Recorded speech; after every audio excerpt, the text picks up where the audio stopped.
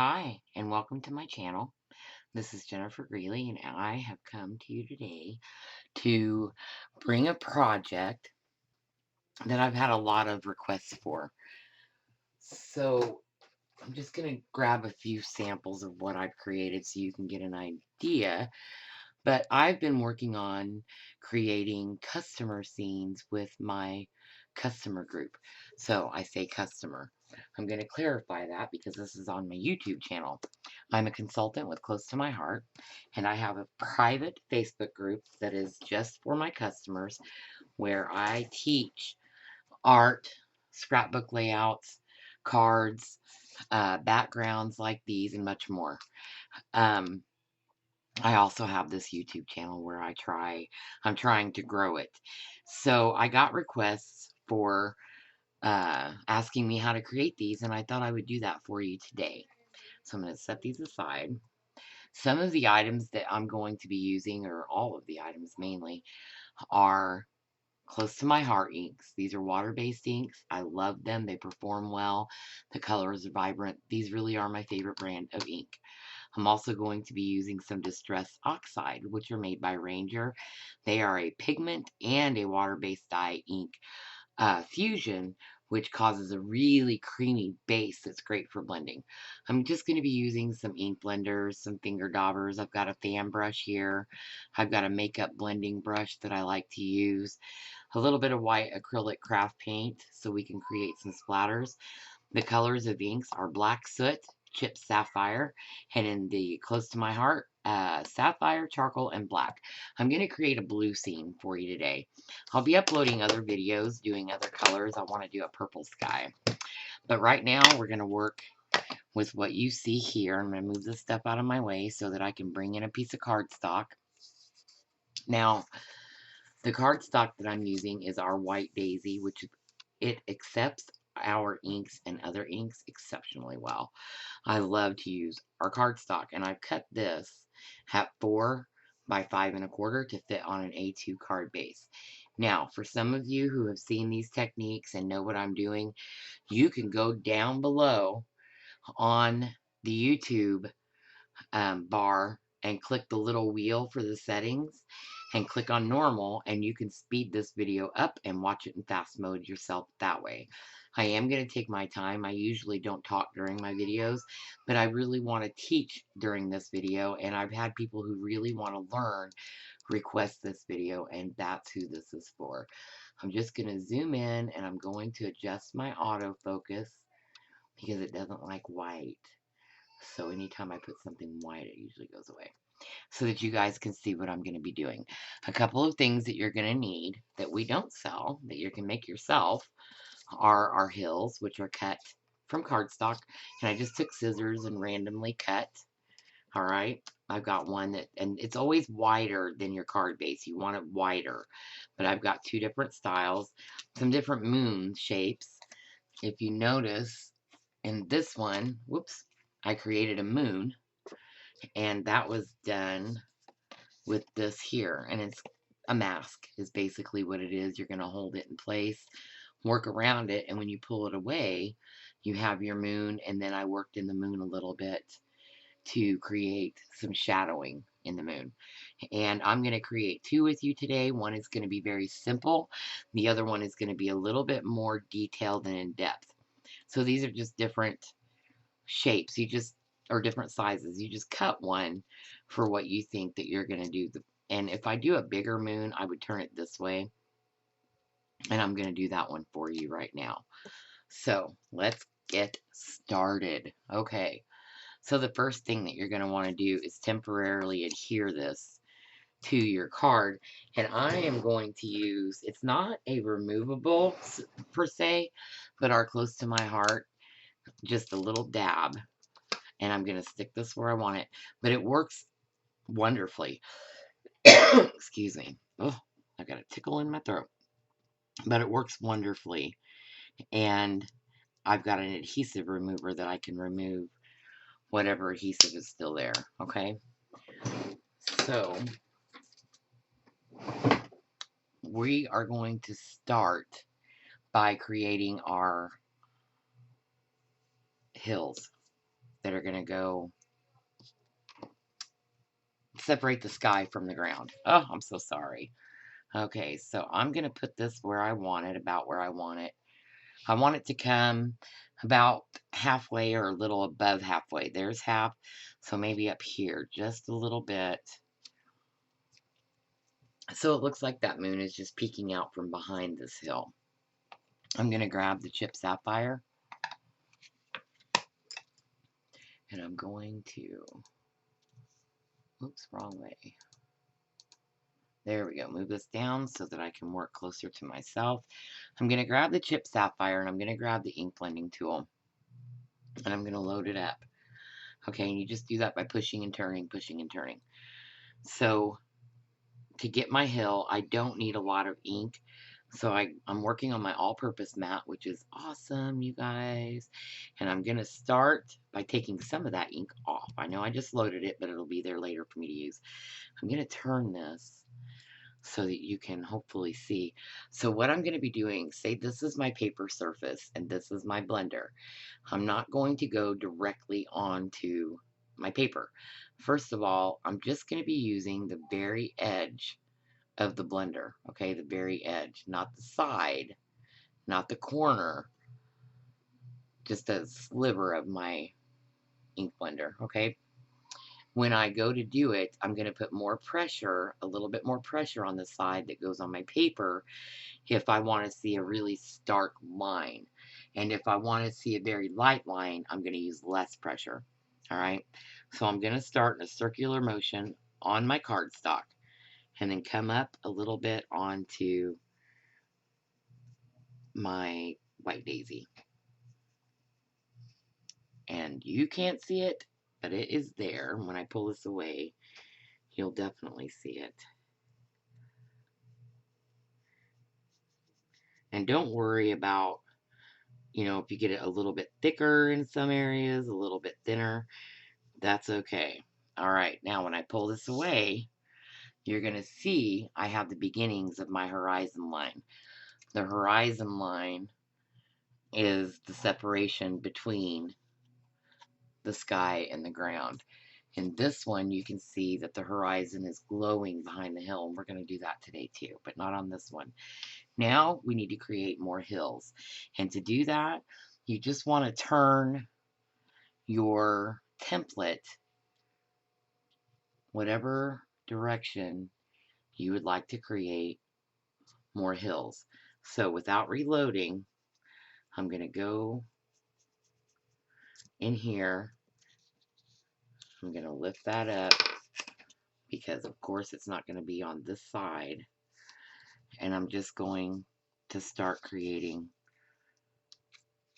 my hills, working with that out of my way.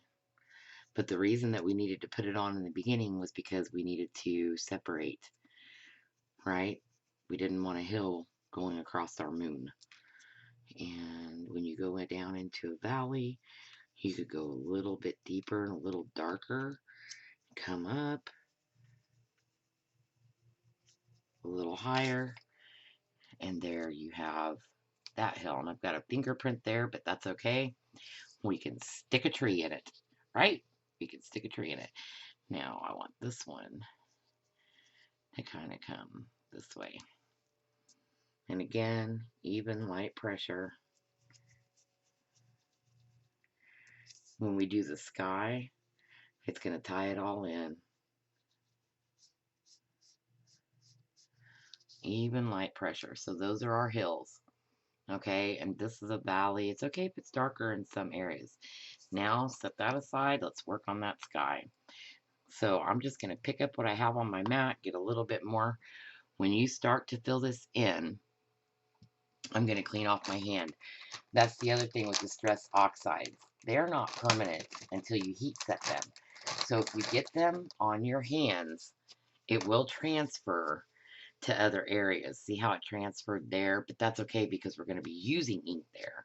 But you just have to be really careful. And sometimes I will even take a piece of scrap paper and put that on the top of my work and hold it down that way. And I think I'm going to go ahead and do that. All right. So we're going to start off of our card, all right, and move it in a circular motion. And I'm using like an even medium pressure. I'm not pressing really hard, but I'm pressing hard enough to transfer that color. With distressed oxides, the more you blend, the better it works. So you can blend all the streaks out of it. You just want to make sure you're going around that moon, but that you're not going down into your snow. Okay, so don't go past your snow line. Um, just continue until you get the sky covered. And we're going to do things to the sky to make it look like a sky so that it's not um, just blue ink on cardstock, right? Because anybody could do that, but we want to make it look like a winter scene. All right, so we've got the chipped sapphire on there. So I'm going to set that aside because now I want to grab a color that I forgot to mention, pumice stone. And I'm going to grab, you know what, I'm just going to use my makeup blending brush because I don't have a pad for this color right now. And I'm just going to use this. So when you use the makeup blending brush, it's the same way as the dauber. I start off and then I go on to my cardstock. And I just want to put that on here to mute that color around the moon and to create kind of like a halo effect, a glow, if you will. And just blend it around. I'm getting most of it onto my template, my moon template, but you'll see the effects that it has when I take everything away. Just moving that up to get this where I need it. Okay, so there's that. All right, so now we want to go, I'm going to clean this up so I don't get blue where I don't want it. We want to make our skyline, the very top of our sky, darker. And to do that, we're going to have to do something else because distressed oxide inks will only get as deep as their value. They don't get deeper, but you can make them lighter with less pressure. Okay, so to make it a deeper color, that's where I'm going to bring in close to my heart Sapphire ink. And these two inks work beautifully together. So for this technique, I'm just going to grab a finger dauber and I'm going to load it up with ink. And I'm going to come in here. I'm going to grab my copy paper so I don't get ink everywhere. I'm going to turn it to the direction I work. You just want to focus on the outside edges, the corners, and really like up here at the top, but don't go into your pumice stone that we just did. And you'll see how I'm doing this. So I start in the corner, same thing, circular motion. I'm going to go down a little bit, bring it across, and you'll see how I blend it all together after I add the sapphire. I love our sapphire ink. Oh, it's my favorite. One of my favorites. It's just a really deep, rich sapphire color. Okay. Let me clean this off.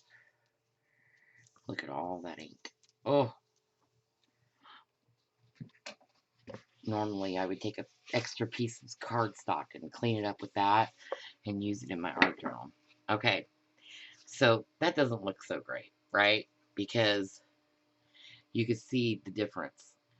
So now we're going to go and grab that chipped sapphire blender and not reload it. We're just going to come in and blend the two together. And as you can see, that harsh line between the two colors goes away. But it just deepens that color. Now, let me turn on my autofocus and hopefully it'll pick it up and you can see what's beginning to happen. All right. Can you see I have a piece of glitter on there. Can you see the oxidation? Let me put my nail in there with it. Come on. My autofocus is competing with the light from the window. There we go. See the oxidation starting to form? That's because we're adding a water-based dye to a fused dye that is water-based and pigment. Pigment ink sits on top of your paper. Water-based dye ink absorbs into your paper. Okay? I'm going to put this back because we're still working on our sky. Now, I've got a cup of water sitting here. It's just plain tap water. I'm going to take my fan brush and I'm going to dip it, and you can hear I'm tapping it off. I don't want it dripping, but I want it wet. Now I'm going to come in here and I'm going to do splatters. And I'm just flicking it with my finger. And you need to leave it sit there for a few seconds. See that oxidation, that bleaching effect happening? Let me pick this up and bring it closer. Isn't that cool? And that's what oxide inks are famous for. They reactivate or activate with water. We're not done yet. Oh no. I want to show you a really cool technique. So I'm going to go back to my templates and line it back up because I don't want to get what I'm going to do next. There we go. And you see that horizon line, right? That white line. Now take that same fan brush. Let me come in closer. Like I said, this video is going to be a little bit longer and different than my normal videos, but I really want people to see how to do this. So, dip it again in the water, tap it off, and the reason that we're using a fan brush, see what happens to the bristles when it gets wet, they spread out. So, I'm going to move this up just a little bit because I don't want to get ink into my horizon. Watch what happens. This is so cool, you guys. I bring that down just a little bit. I'm going to take this and lightly go across in a diagonal manner. And the same thing with the water drops. You see what's starting to happen? Isn't that cool?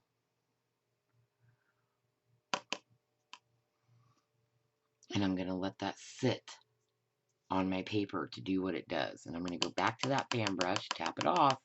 You don't want to drip water at this point. And I'm going to turn it on its side and very lightly make a few more passes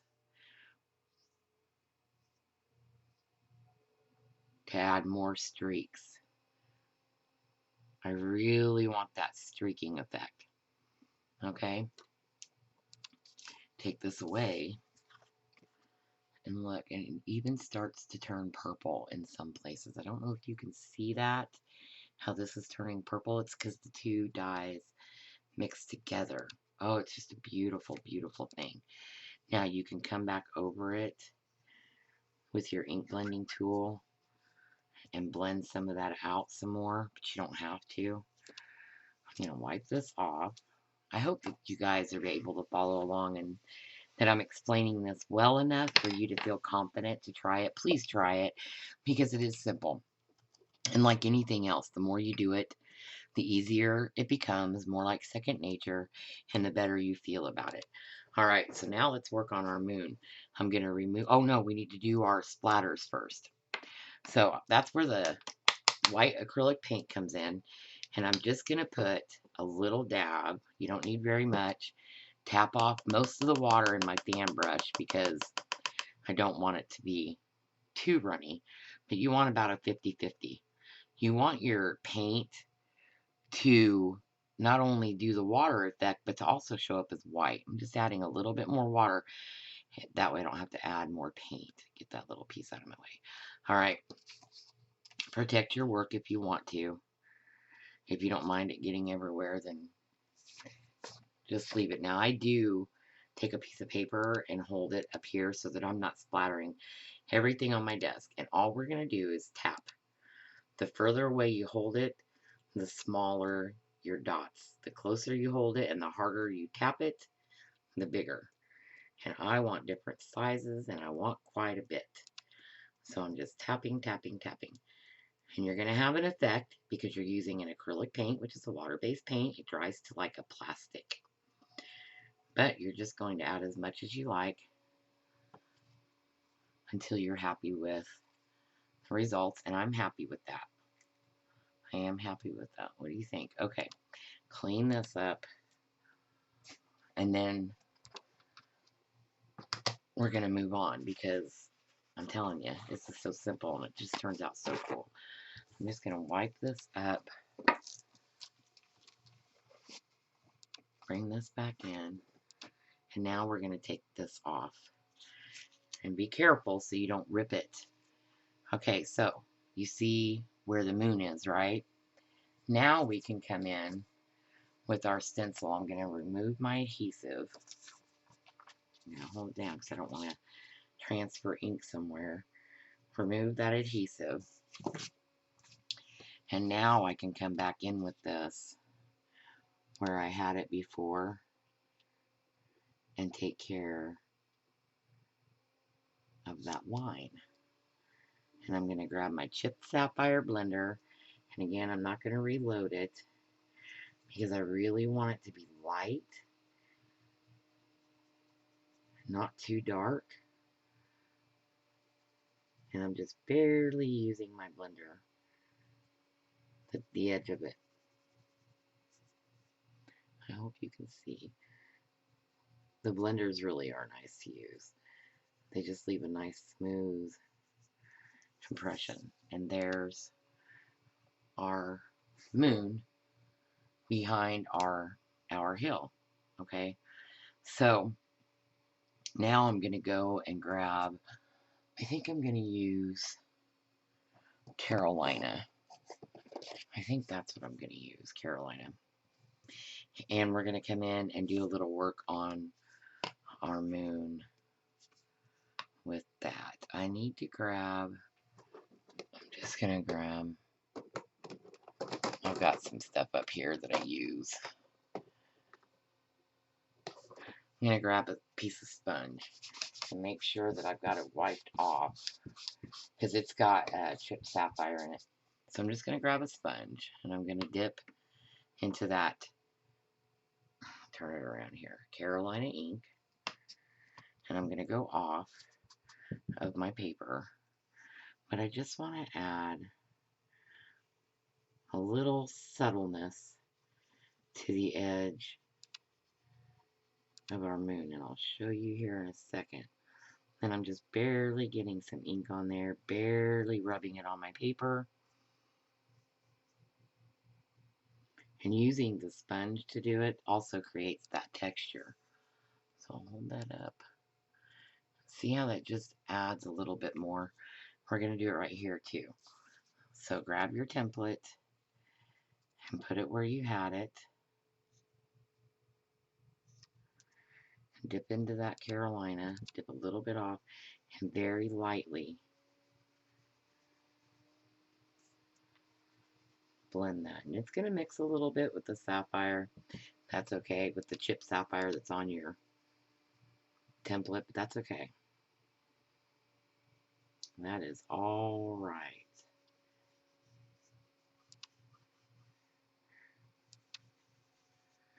Okay, so now our moon has texture. Okay, so that's it for that. That was Carolina. I think that Carolina is a good color to do that with.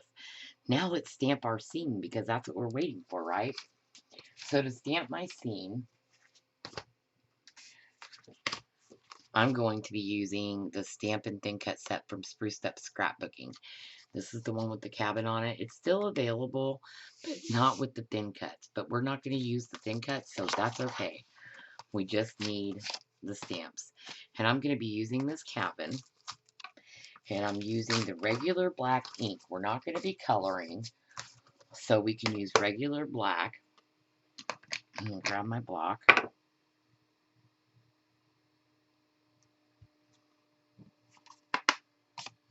And I'm going to grab the cushion that comes with the stamp, put it under there. But I'm also going to grab a piece of scratch paper because I'm going to be doing some stamping off of the sides as well. And I'm going to get that straight. And I'm going to zoom out just a hair. Alright, now I'm going to ink this up in the black. Like I said, just basic black ink. Ink it up, making sure I'm not getting any ink on my block. That's important because I've ruined a couple of them that way. Get your ink on there. Decide where you want your little scene to be. And I think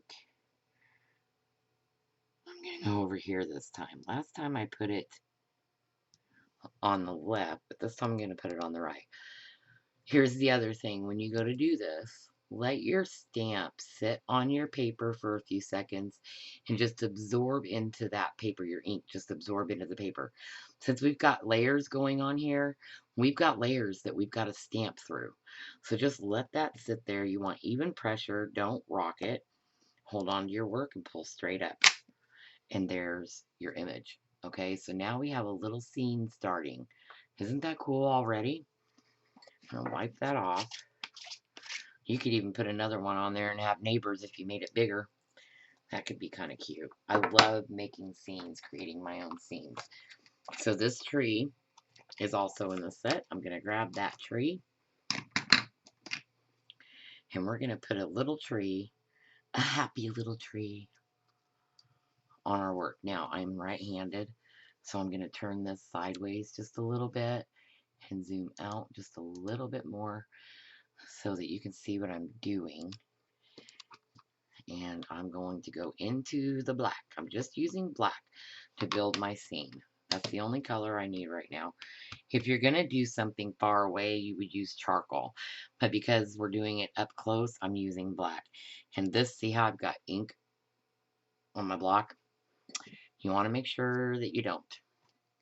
Alright, so now we're going to stamp this one kind of off my page and off the bottom. And again, I'm just going to hold it there for a few seconds, let that ink absorb into the paper. This is so therapeutic when you create these. Okay, so we have that tree. Let's put another one, because these are in the forefront. Put another one, maybe down a little bit. Put another one here. These are the ones that are right in front of our face when we walk up to this scene. Alright, and then you can second generation in the back to make it look like there's several trees back there. Alright, so there's that. Now I want to use, the set came with smaller trees, but I also want to show you how to make small trees with just one tree stamp. So you're going to bring back in your template and you're going to ink up your stamp.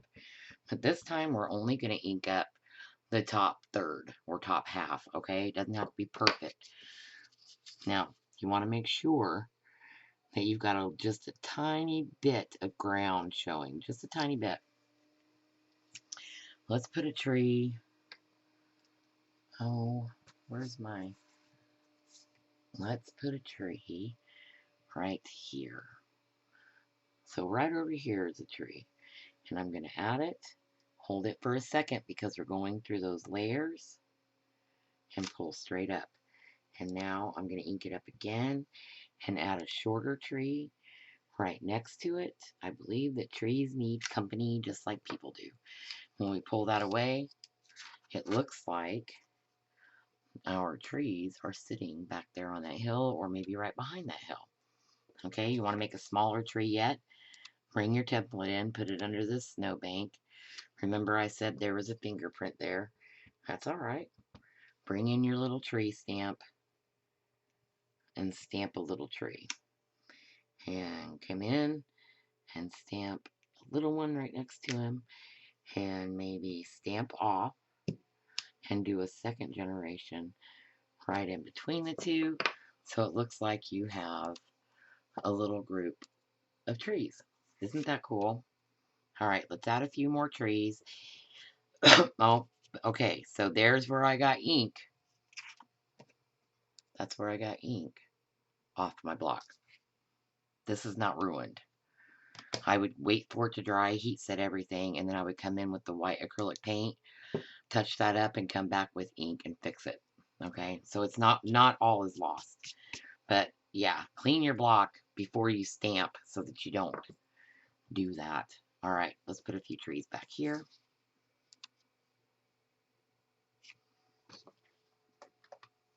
I'm just going to set my ink pad over here and ink it up.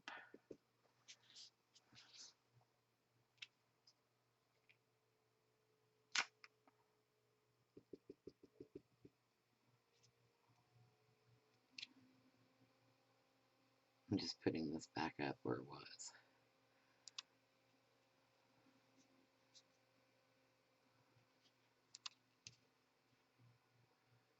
Maybe a little bit taller right there. And there are those two trees. I think we need a couple of trees right here. Just cover up.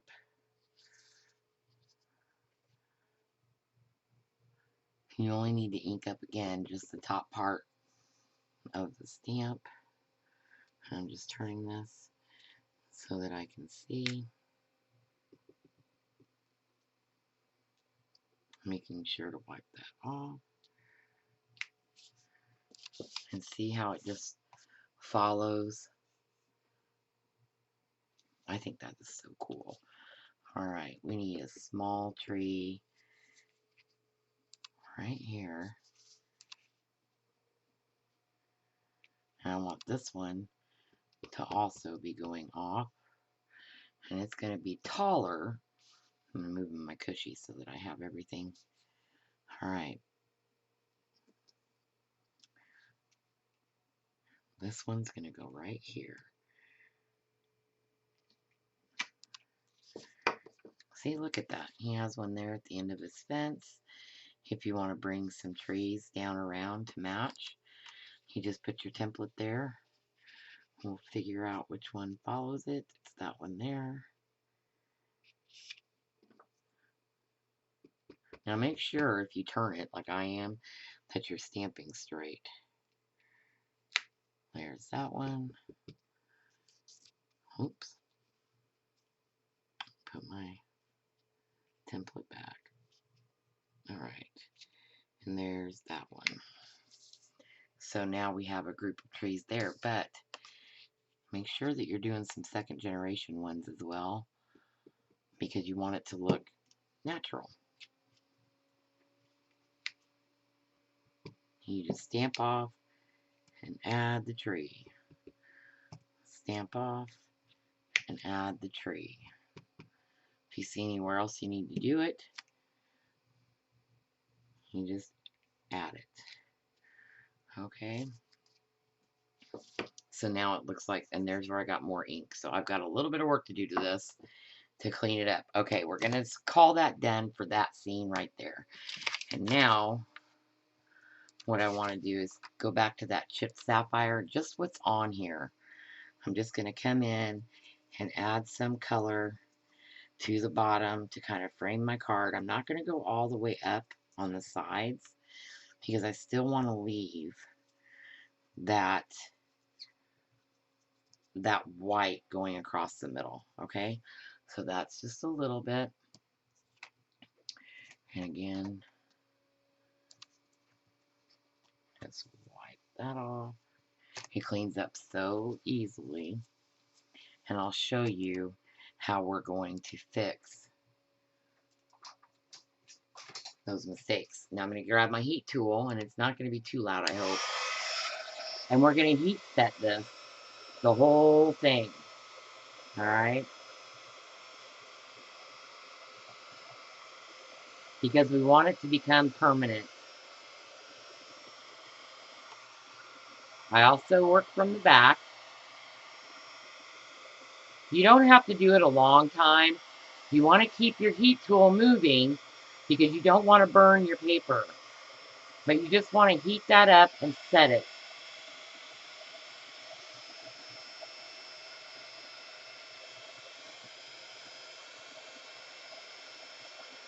Okay, we've done that. I'm going to grab that fan brush and I'm going to dry it off so that it's not soaking wet. And I would actually grab a small paintbrush, but I'm just going to use the fan brush because that's what's here. And I'm just going to grab a little bit of paint on one part, okay? And I'm just going to come in here and lay that paint over where I messed up. Make sure you get enough. Smooth it out.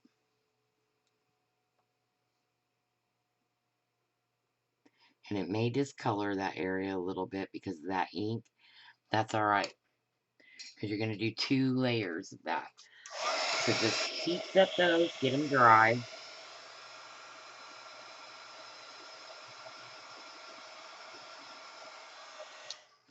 See what I mean by it bleeds through? That's okay, because once we dry it,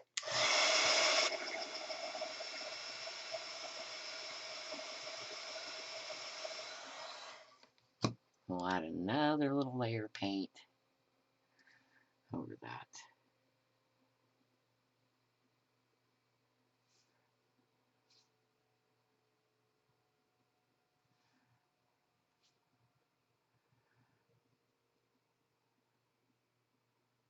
And that's all you do to fix those, okay?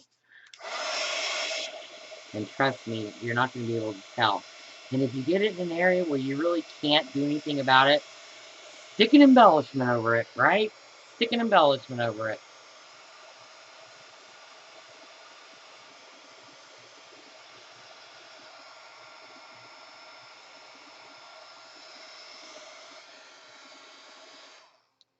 Okay, that's dry.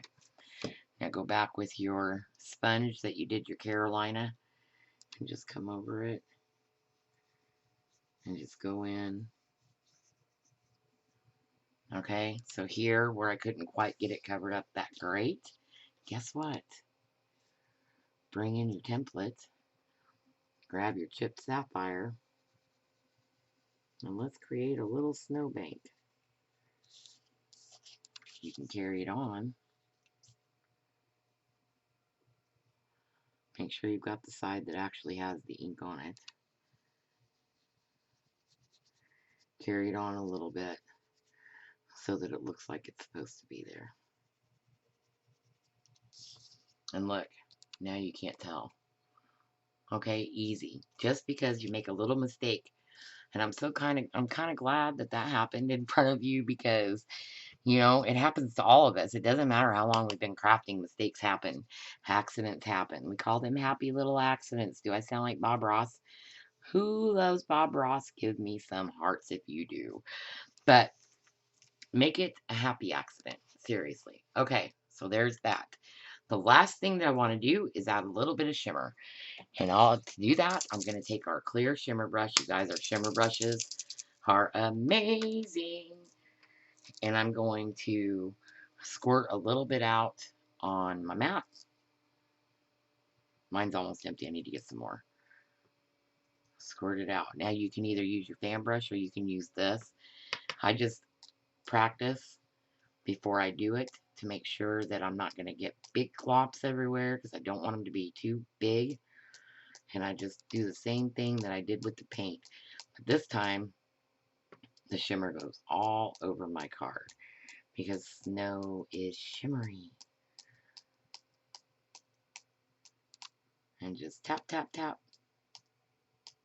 Even go all the way down. Just bring in that shimmer and shine. Now, what I do is I take a clean, dry towel. After I've done that, I lay it and I press it. I don't rub it. Because if you rub it, you might disturb some of that ink in case you didn't get it heat set. And I just dry it up. I'll come in and look. As you can see, we've got that gorgeous shimmer. And you don't have to do that, but I like it. I like the shimmer. But I also will take my finger, like on the moon, and rub some of those out so that they're still there, but they're just not, they don't look like big globs, right? I just don't want big globs. So I just use my finger and lightly rub those out. And then I'll show you what happens. Now they look better, but look, you get that shimmer all over your card. And if you've got too much, just wipe away. See? Alright, I hope that this video was helpful. I hope you enjoy it. I hope that you will give me a thumbs up and hit subscribe. I've got more videos coming with these techniques. I can't wait to show you.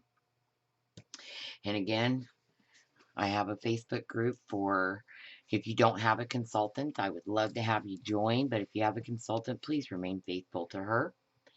And I hope this is something that you enjoyed and you'll give a try. Have a good day. Thank you for being here, and I'll be back. Bye.